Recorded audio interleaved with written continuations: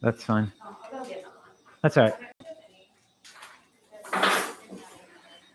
Hi guys, my name is Charles Kuntz and I'm one of the surgeons at Southpaws. Today we are recutting a mast cell tumor that was cut elsewhere that has recurred along the incision site and has an enlarged inguinal lymph node that we are going to resect as well.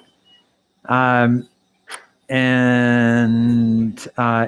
mast cell tumor has come back a grade 3, and so further metastasis is virtually guaranteed, and so we are going to do chemotherapy as well. But first, we're going to get out all of the grossly visible disease, which is going to give the chemotherapy a better opportunity to be effective. So taking out the inguinal lymph node, resecting the previous surgical scar. Recurrence is sitting right there, so that's what we're taking out. I'm going to do a lateral geniculate axial pattern flap to close the defect, and then we're going to remove the inguinal lymph node as well. If you're not already subscribed to our channel, please subscribe and turn on notifications so that you will get a little ding when we are live streaming other surgeries in the future. And if you know of anybody else who might be interested in watching this, please send them a link. In fact, do it right now so that they can watch it live as well. Anyway, so get started in just a second here. We do have the chat going as well, so if you have any questions during the procedure, we have somebody monitoring the chat, and so we can answer any of your questions. And I assume that the audio is working because I can see the little green lights going up and down on the screen.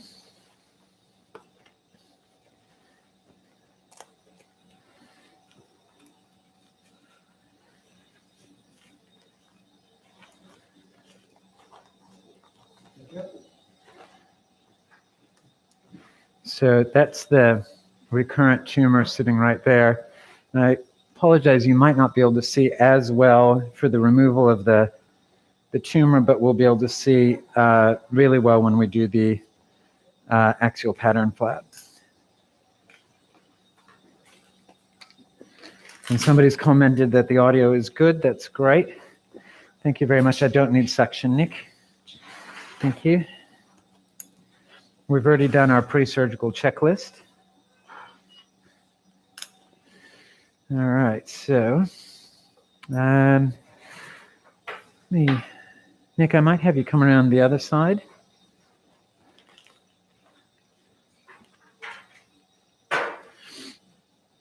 And just internally rotate that there. So this is our previous surgical scar right along here, if you can't see it. So I'm just going to get a 2 centimeter margin on the previous surgical scar.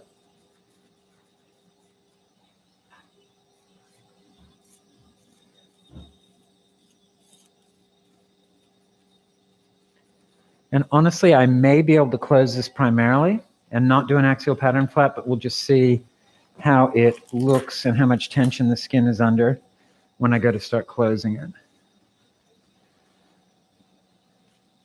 I'll have my saphenous vein probably show up in the middle of this incision. My popliteal or peroneal nerve may come into play as well.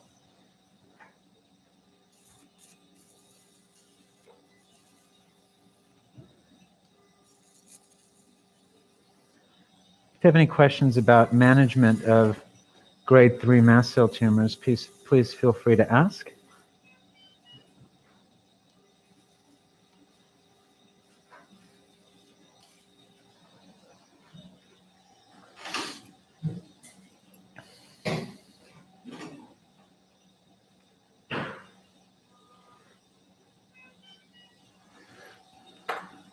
We may see our popliteal lymph node as well.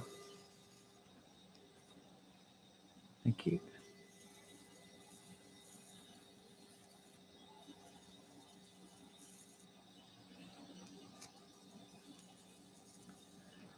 A little bit of twitching from our biceps muscle.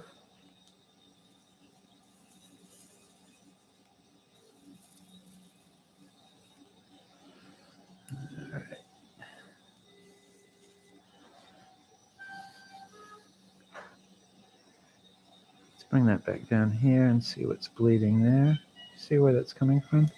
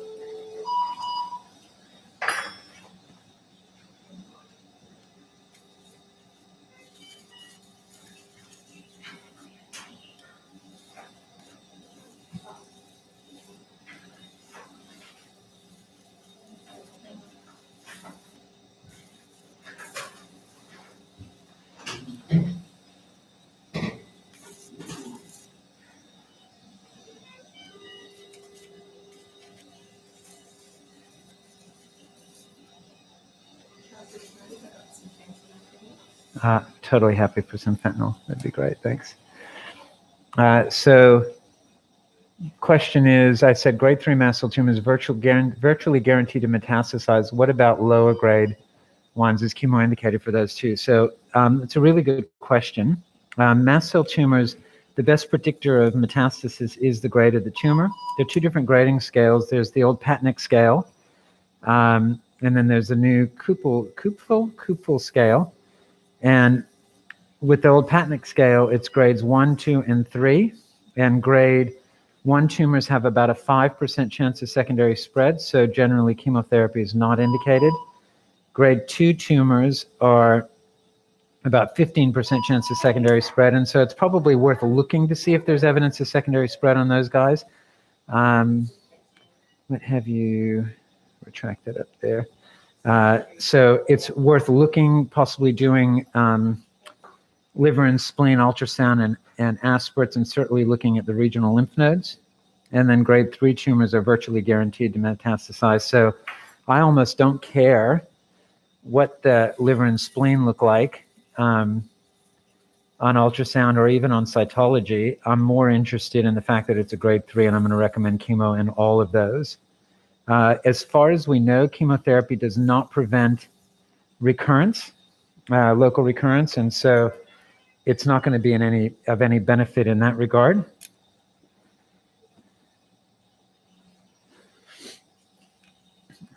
That's in contrast to soft tissue sarcomas, where metronomic chemotherapy does prevent local recurrence.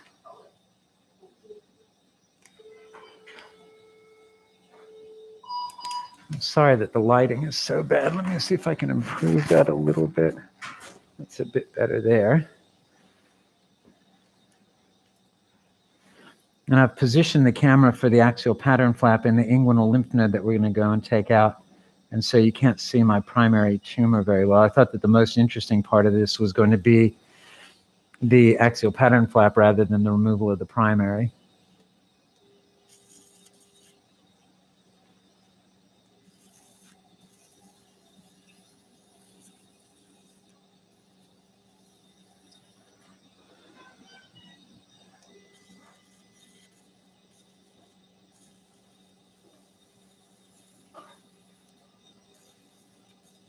So I'm right down to the gastroc, or the common calcanean tendon.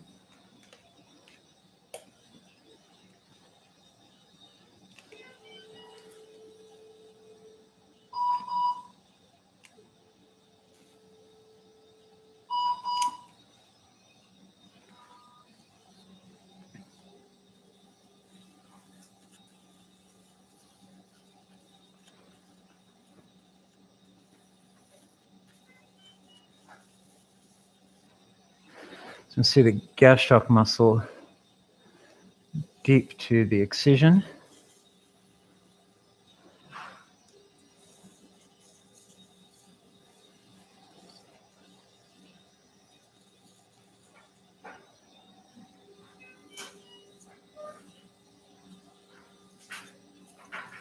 My popliteal lymph node should be in the middle of all of this.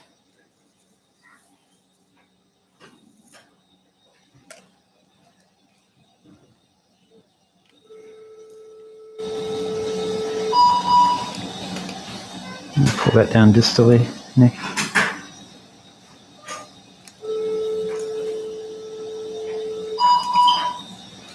All right, so that's the resection. Pull that over the side, and we'll send that off for margins. And then have you come around the other side, Nick.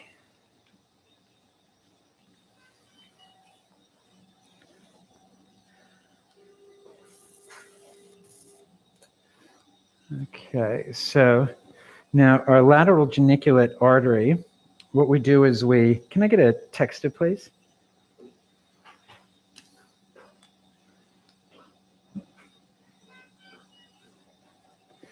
So the lateral geniculate is going to come around the medial aspect of the patella tendon and come up straight in between the patella and the tibial crest and head up in this direction here. So I'll draw that out.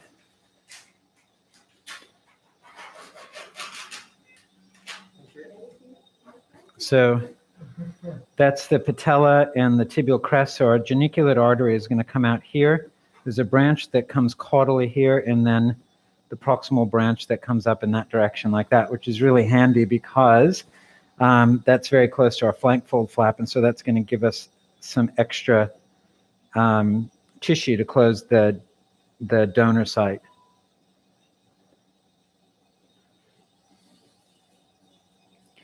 So that's pretty much what I'm going to take there.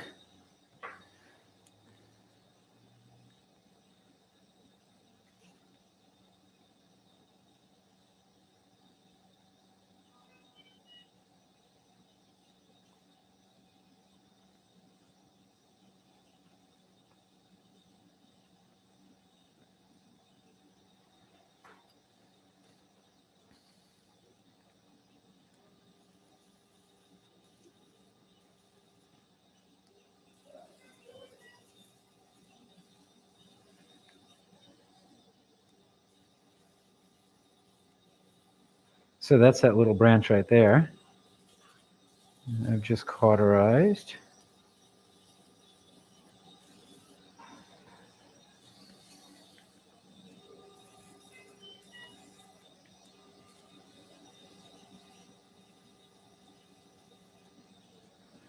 All right, come around this side. That's probably the proximal extent of the lateral geniculate right there. That bodes well for survival of the flap.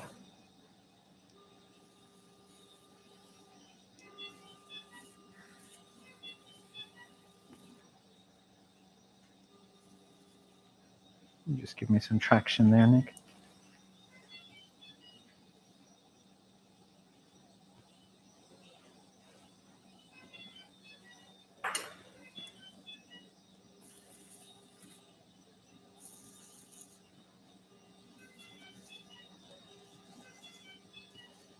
The other thing you can do is if you did delayed closure, you could elevate this flap just like this and then lay it back down into the original bed and then come back a couple of weeks later and transfer it, and that would augment the blood supply through your feeder vessel and increase the likelihood that the graft would survive, or the flap would survive. I'm going right down onto the fascia lata.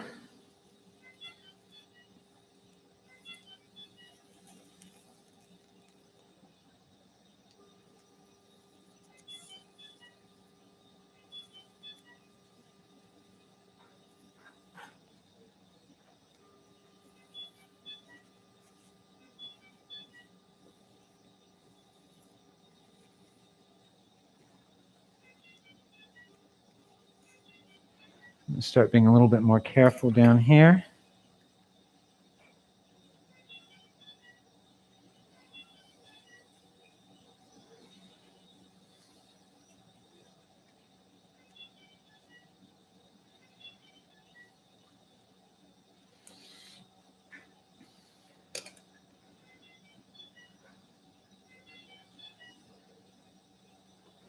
All right, hold on to that, Nick.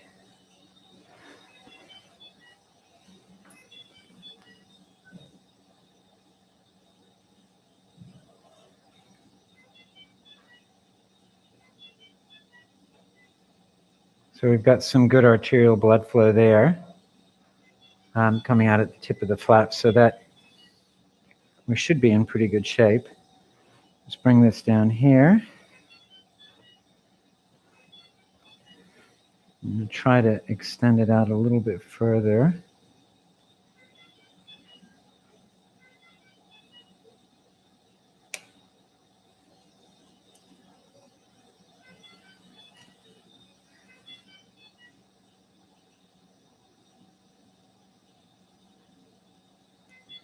So I can get better coverage down here.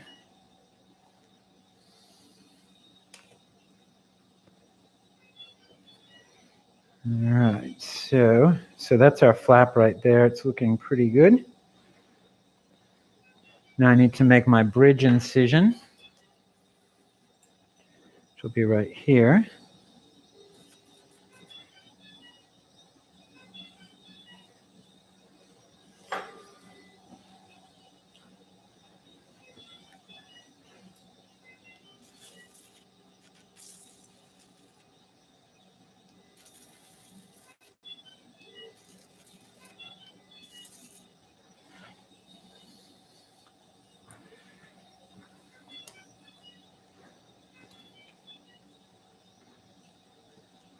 Just widening our bridge incision here.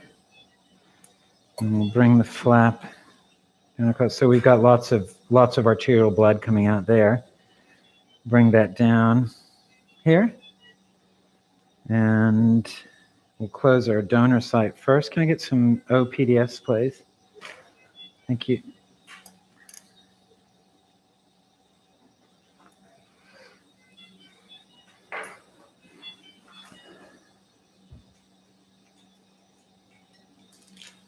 Thank you.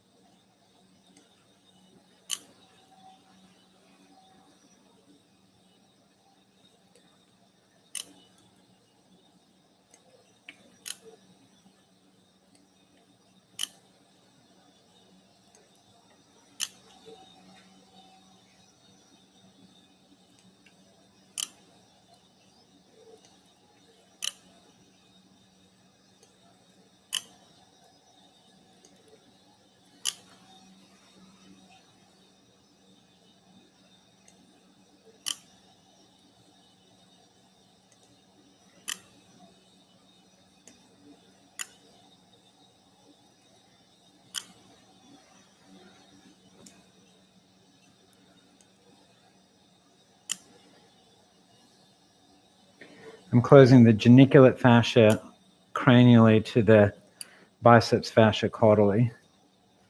So it's going to provide a little bit of tension relief.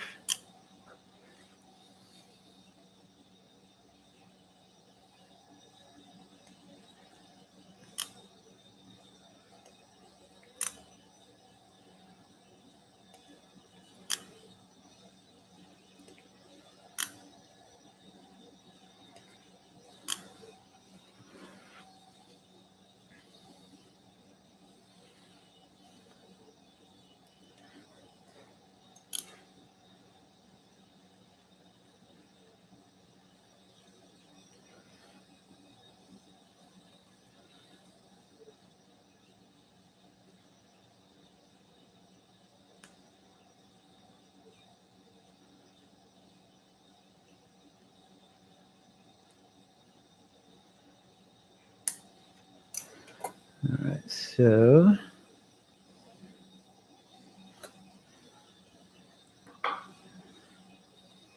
hang on, still good bleeding up there, so that's really good. I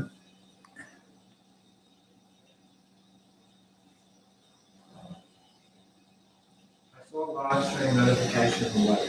It looks very big incision. Yeah, so the incision up here is for the axial pattern flap. The actual surgery site is down here.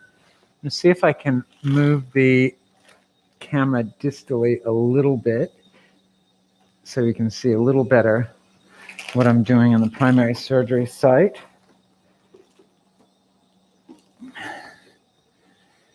All right, so I'm going to elevate this portion of the donor site a little bit so I can actually use that to close part of my primary defect.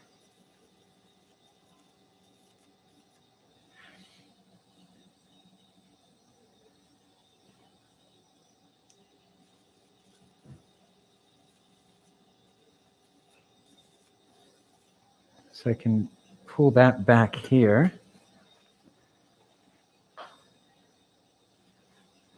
So do you want to do that as dark?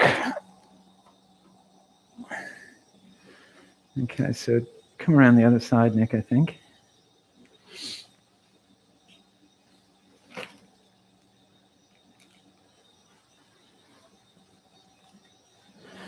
All right, so I'm going to close the muscle underneath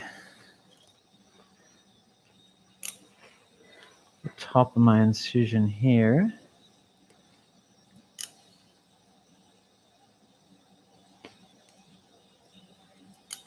Can I get some more PDS, please?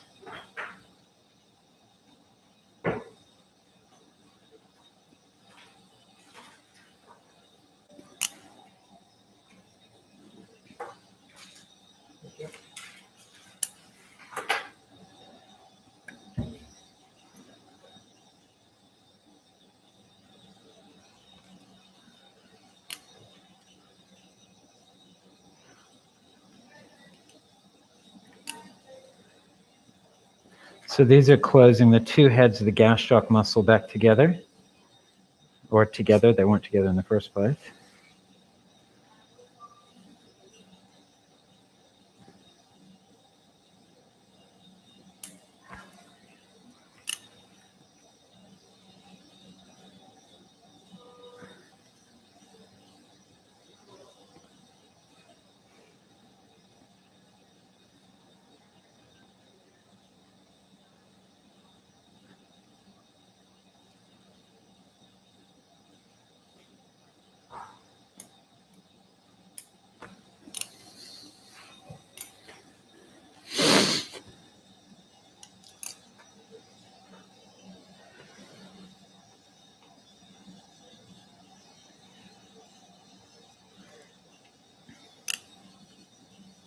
I'm going to see if I can pull the tip of that donor site. This is actually from my bridge incision. See if I can pull that across, because that's going to decrease the demands on my axial pattern flap on how much space that has to cover. And that's come together really nicely.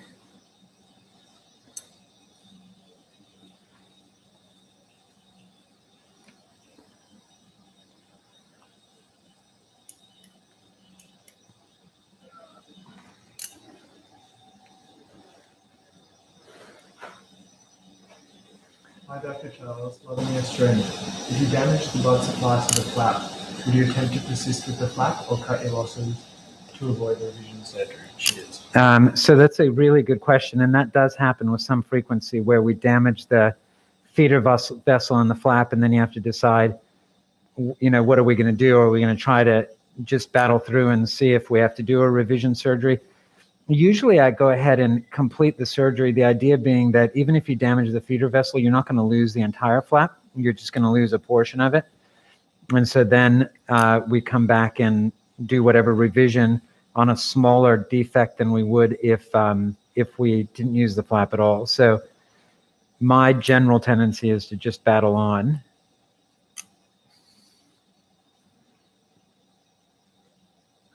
Do you think that once you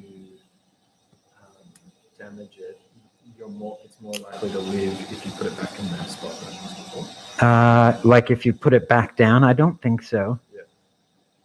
Which messes your point. Yeah, Nick's question was, would it be more likely to survive if you put it back on the donor bed, left it for a couple of weeks, and then tried again? And I don't think that it would survive in the donor bed any more than it would survive on the recipient bed. So you really don't have anything to lose by trying, except that you might have to do a revision surgery.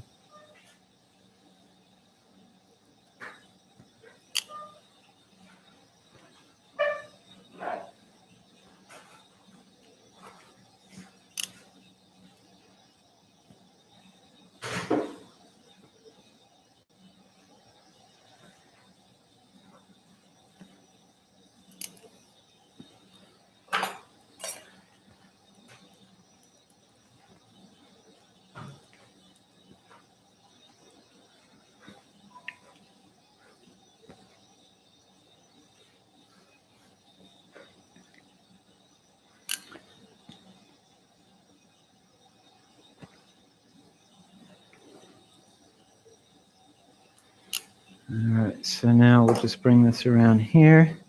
We should be able to pretty much close the whole defect, I would imagine. If we can't close the whole thing, we'll be able to close the majority anyway. Can I get some 2O PDS, please? Is that still dripping? Yeah. So that's nice arterial bleeding out here. That's always a comfort.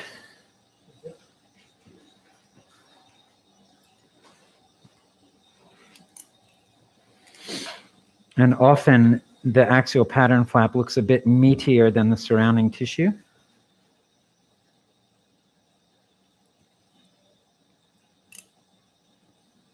And you have to make sure that you don't put any tacking sutures in the middle of the flap because you can damage the blood supply.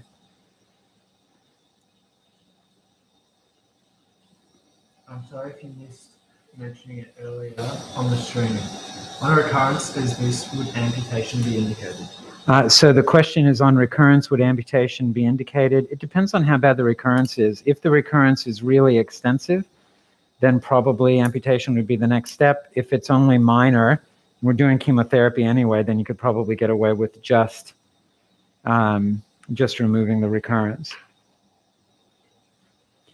So I'm just going to take away this little corner so that it fits a little better.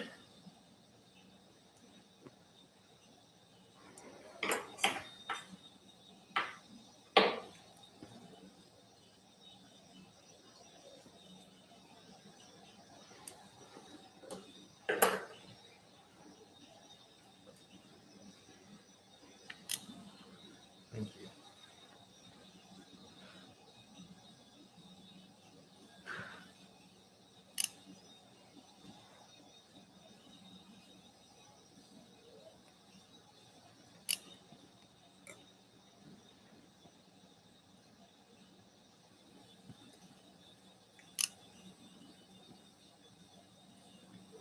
And I'm going to space my sutures on the recipient site a little farther apart, or a little closer together than I am on my, farther apart than I am on my flap, so that it's going to stretch my flap out. So here I'm going to space my sutures a little bit farther apart here, and then a little bit closer together here, so that as I pull it tight, it's going to stretch my flap out so I can get more coverage.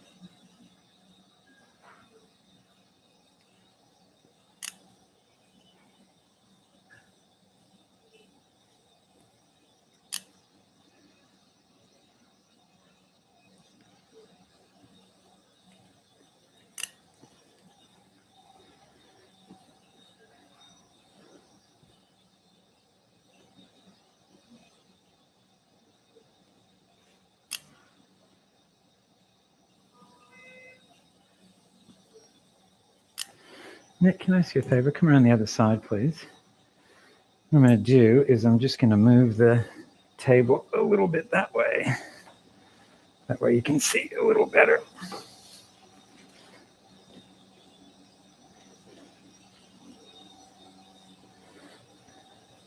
Pick that up.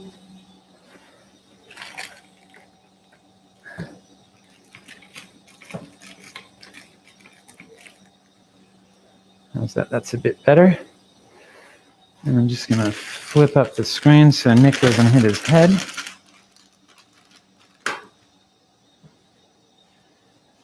Thank you, Kira.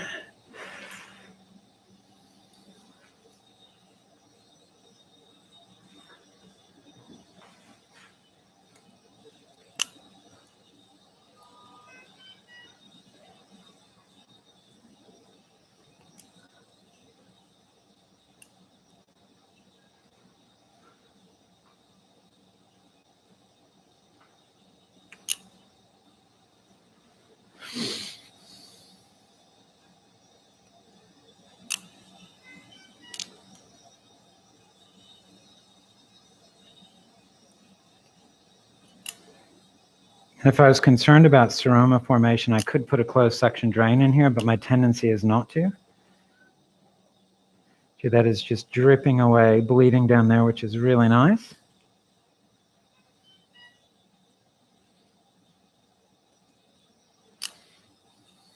So are you not getting hemostasis at the tip, just to be reassured? Yeah.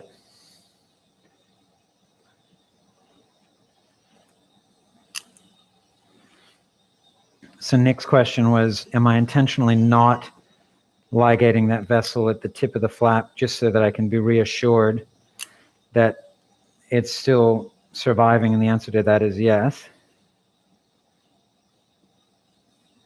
And I guess if I'm not going to do anything different, even if it does stop bleeding, I guess that doesn't make a lot of sense, but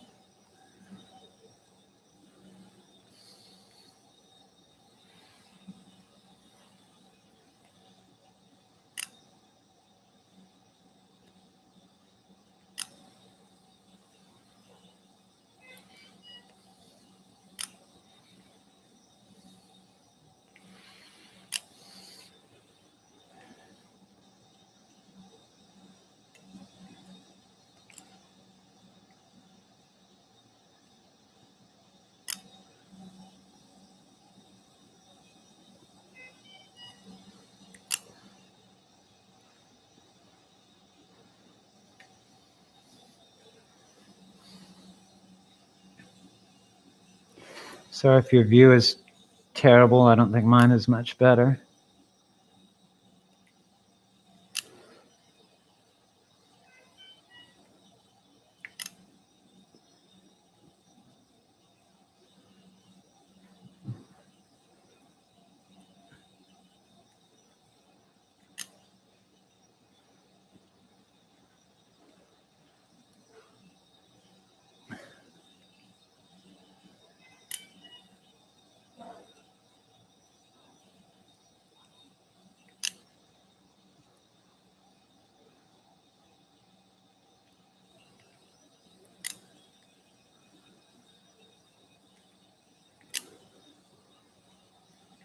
Let you take that.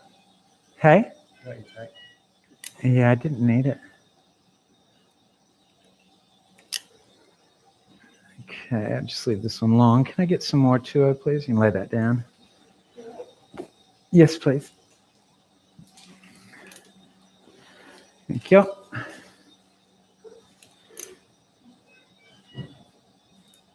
So coming back up to the top of our incision here.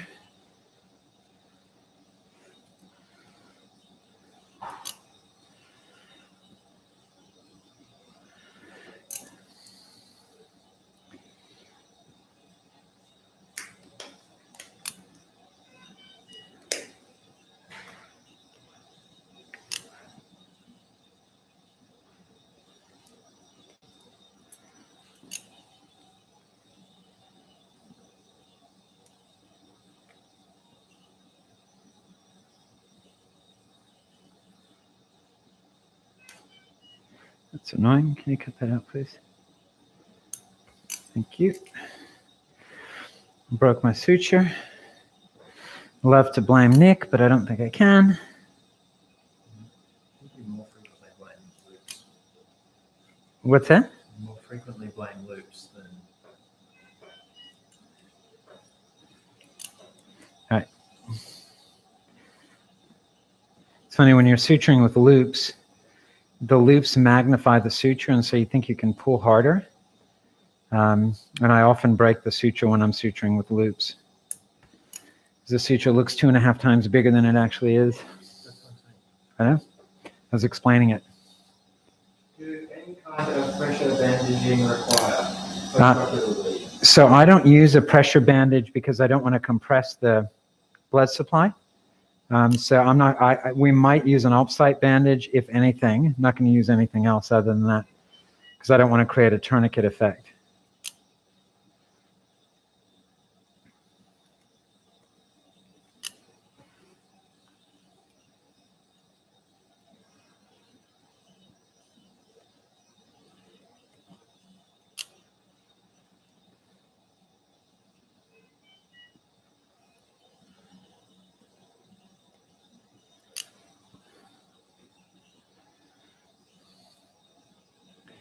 Our chlorhexidine that we use now is very, very bright pink.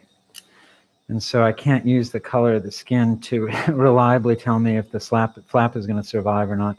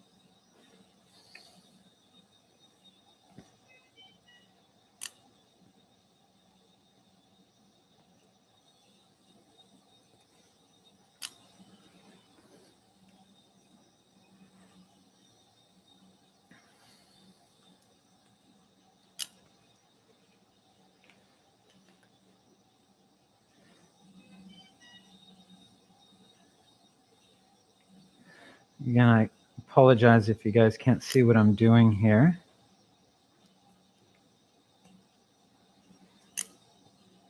Normally, how long this kind of flap takes to completely heal, and any special post-op precautions you recommend? So after surgery, by about 2 weeks, well, you'll tell within about 5 days if the flap's going to survive or not.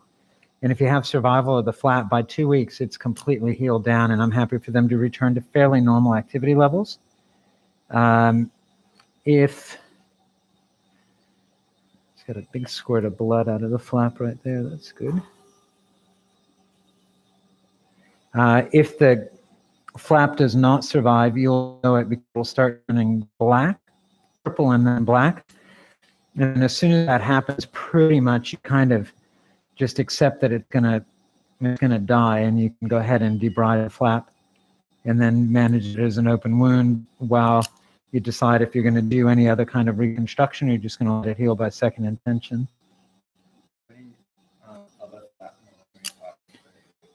And then flap monitoring, we don't do anything besides just looking at color. You can measure oximetry, surface oximetry of the flap, using a device that actually heats up the skin of the flap and then measures the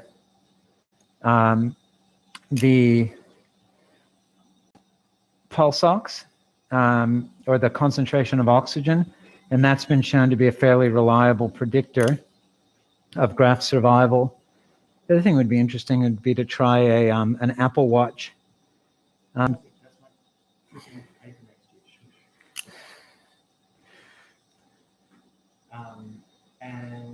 the other thing is Doppler. And Doppler is the other one that you can use to see, although you need a specific artery for the Doppler to show a reading.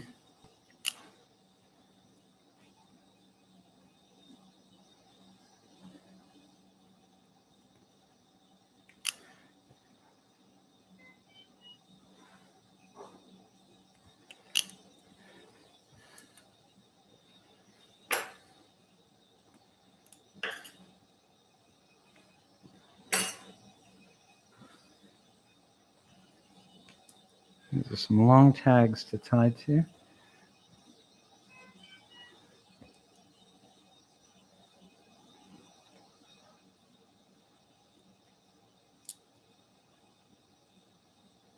And cut both of those off, please.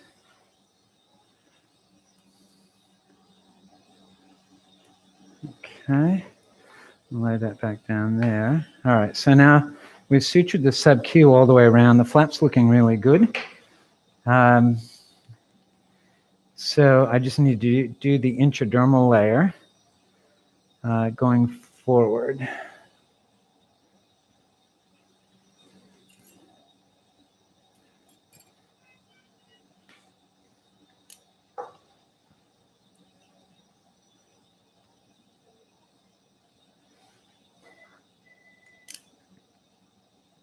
And since I'm just doing intradermal sutures, I won't be offended if people log off now. I am going to do the inguinal lymph node in just a minute. So you could probably just come back in about 15 minutes and you can see the 15, 20 minutes to see the inguinal lymph node. Or, of course, you're welcome to stay and watch.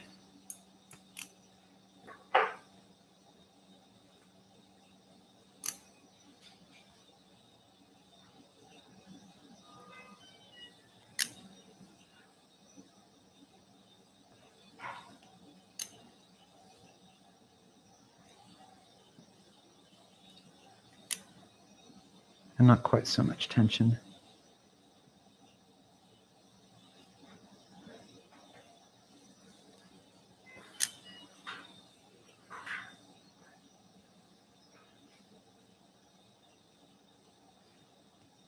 Our surgery lights are really good for concentrated light in one area, but when you're trying to light up a whole limb on a large dog, they kind of fail a little bit.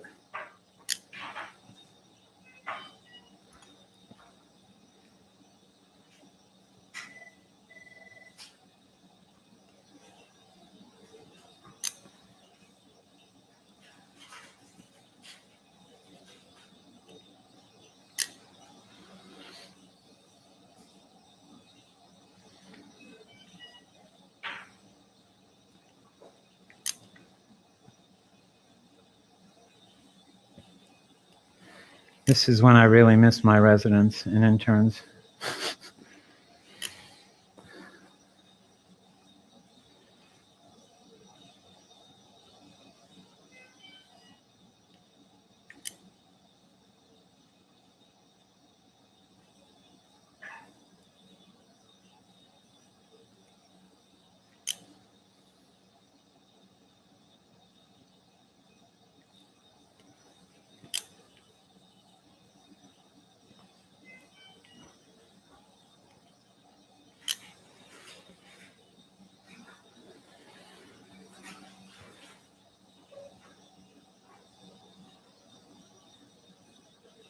So where's the lymph node?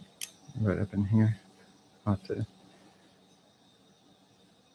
elevate the leg, kind of in the groin.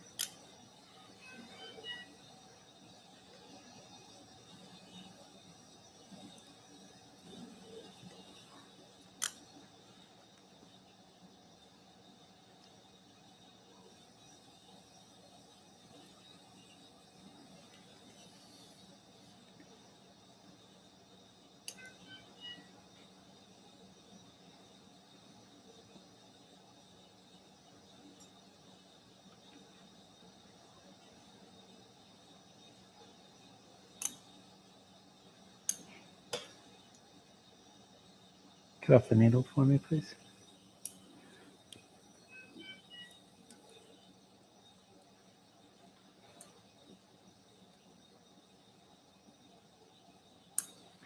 I'm just starting a new suture line here and just hide the other suture off on this new suture line.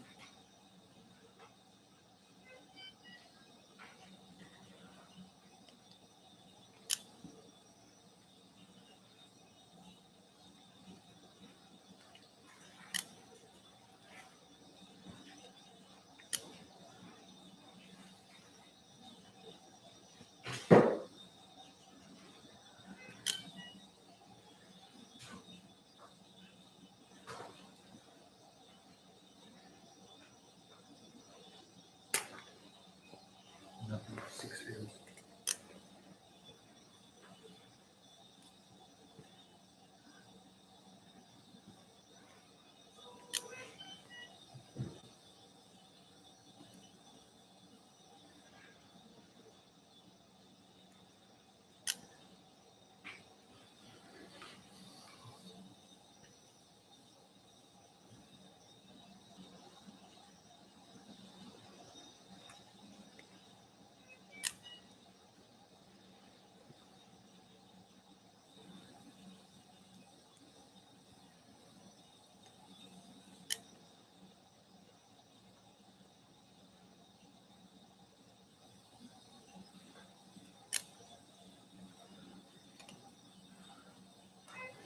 How's it going up front, Kira? Good.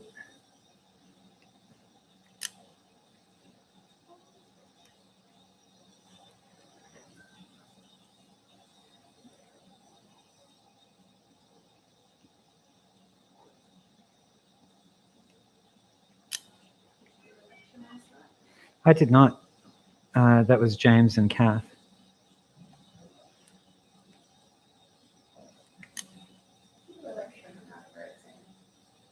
She did a lecture on the night of her exam. It's good for her. Are you saying we're mean bosses? Just give me a little more slack. We invited her.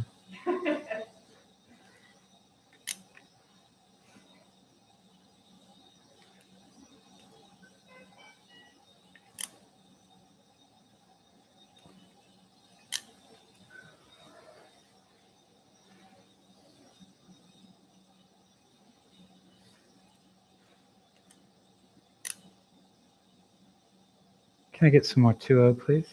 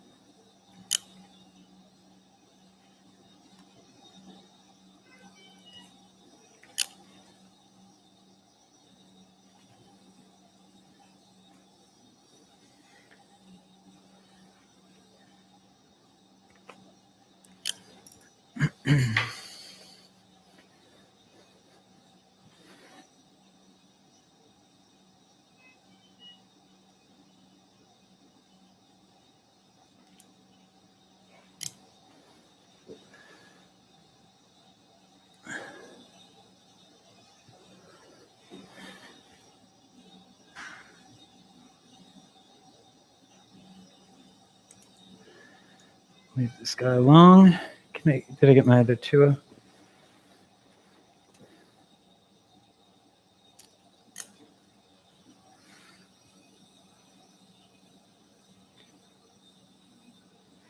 almost don't need to close anymore. Just going to do a forward interlocking here.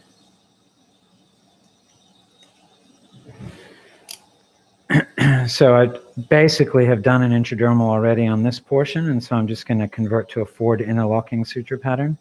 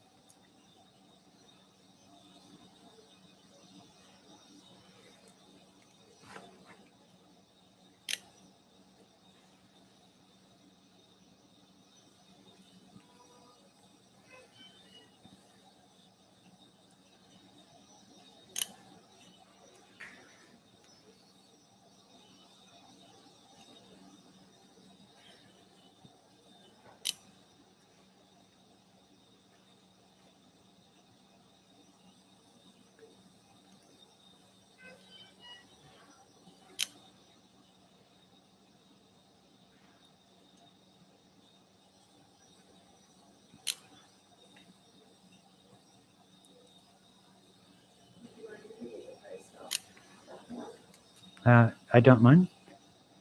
So we're just going to do our post-operative checklist.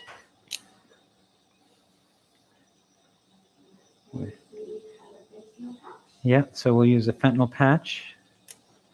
He can have methadone until that's active. No antibiotics. No special obs. Rechecks at 1 and 2 weeks. And anything else?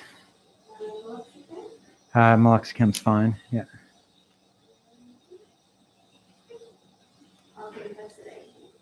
He can have sedation. I think he's quite stressy. He might have had trazodone last night. Yep.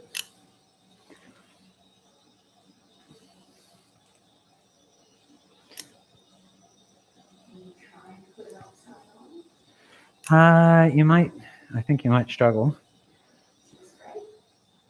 Yeah, that's fine.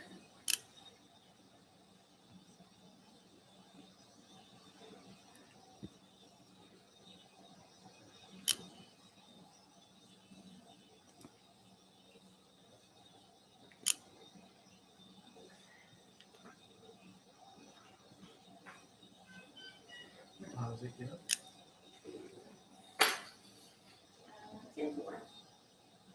Thanks.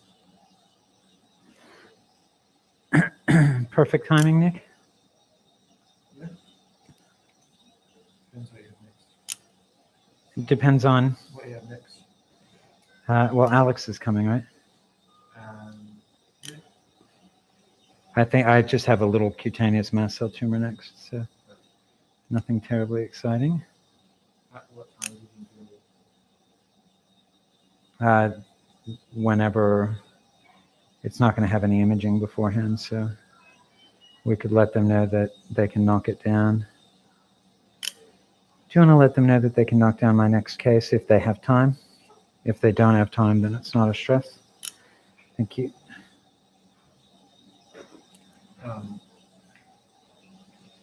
Because then I'll just stay until 2 and then Alex He doesn't need to anyway, it's fine. He's spending time with E and studying, which don't seem like they can be done together. Mutually exclusive? Yeah.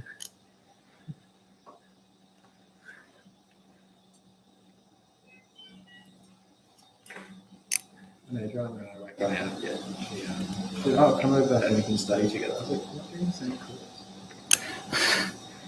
How are we studying together? We're studying next week. That's okay.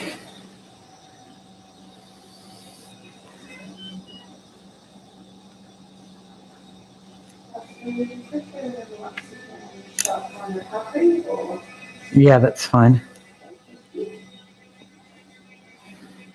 I don't know if you guys can hear the buzzing through the microphone, but that's a total hip replacement.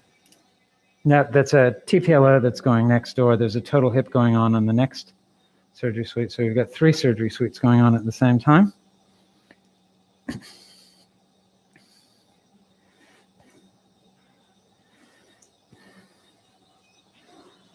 Okay. So now,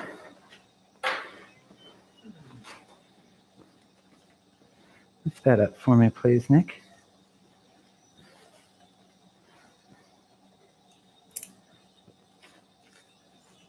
So our inguinal node is sitting right in here. Let's see. Let's move over here a little bit, Nick. Not sure if we're going to be able to get to see that. So that's the node sitting right there. Kira, can you, let's see. Can you see it now? It's a bit better. So the node is sitting right there. So you guys should be able to see it.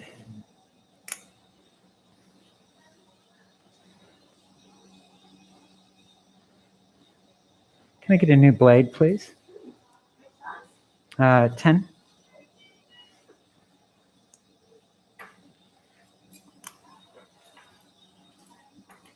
That's a better view of what we've done here with the flap. So that's the flap sitting here, and that's the primary incision sitting up there.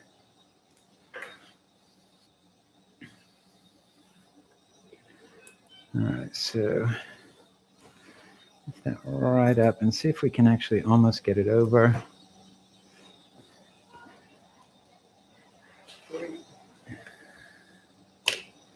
Like that. Okay. And just really pull on that knee there. So there's the node sitting right up in here. And basically, you remove the node almost like a castration. Just make a skin incision over the top of it, and hopefully we'll be able to just pop it out like a testicle.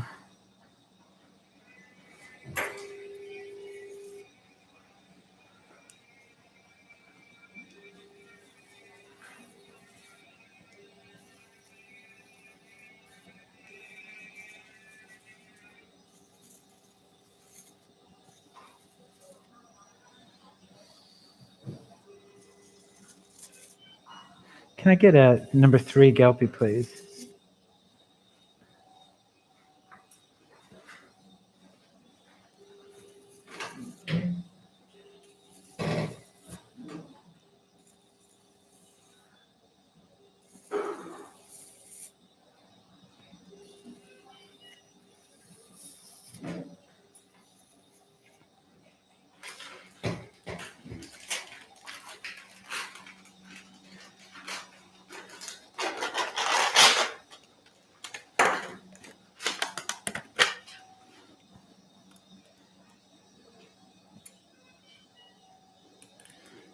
Be a little bit careful. The femoral artery will be in here somewhere.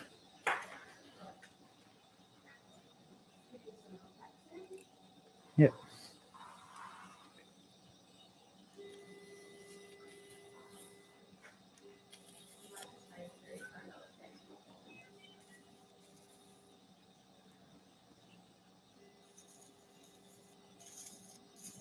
Seems to be a lot of cellulitis around the node, which makes sense since they're often so inflamed and release so much histamine.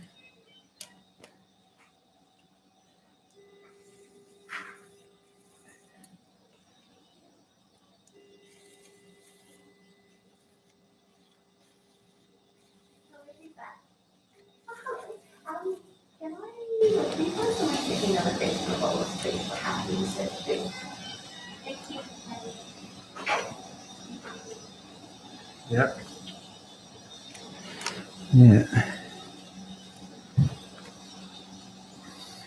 Is that all like fried also? Like? Yeah, and a lot of fat as well. Deliver it. So that's the node sitting right there.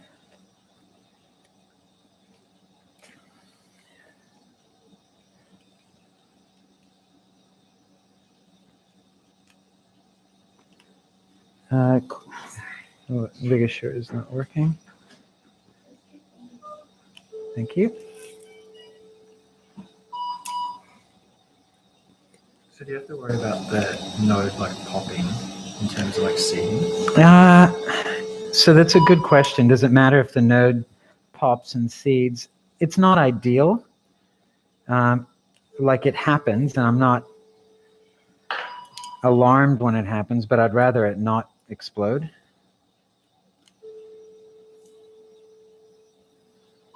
Figure once it's in the node, it's kind of everywhere anyway. Do you flush it anyway? I don't. And do you believe in the water saline? As far as killing residual tumor cells? No.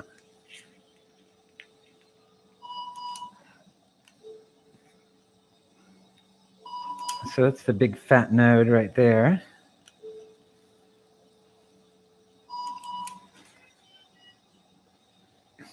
I'll just show that to you again. So that's the node sitting there.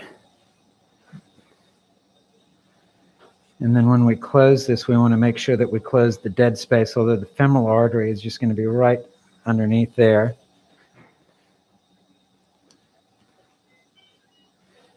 Can you feel it?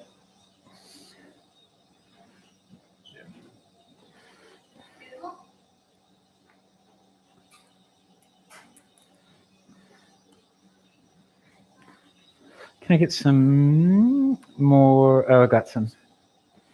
Never mind. Sorry if I missed it, but you give perioperative neuramine or Dex for your MCT? That's another great question. Do we give neuramine in these guys perioperatively? And the answer to that is no, we do not. And I know that a lot of people do, but I've taken out thousands of mast cell tumors, and I have never seen an anaphylactic reaction. If you do see them, there's no harm in giving neuramine, but it's not something that I personally think is necessary. And I'm Colorado State trained, and we did a lot of mast cell tumors, and we never gave neuramine when we were there either. So.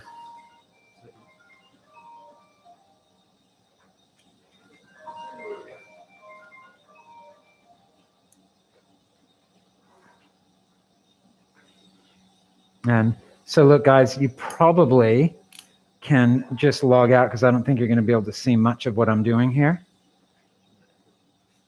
What's that?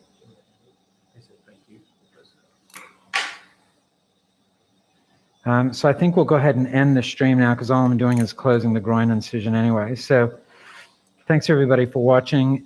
Please subscribe to our channel. If you have any questions, you can post them in the comments. And I may have another mast cell tumor to stream later on today. Again, it depends on what theater my nurses put me in. So thanks again. Hope you enjoyed it. Hope you got something out of it. And we will talk to you soon. Go ahead and end stream.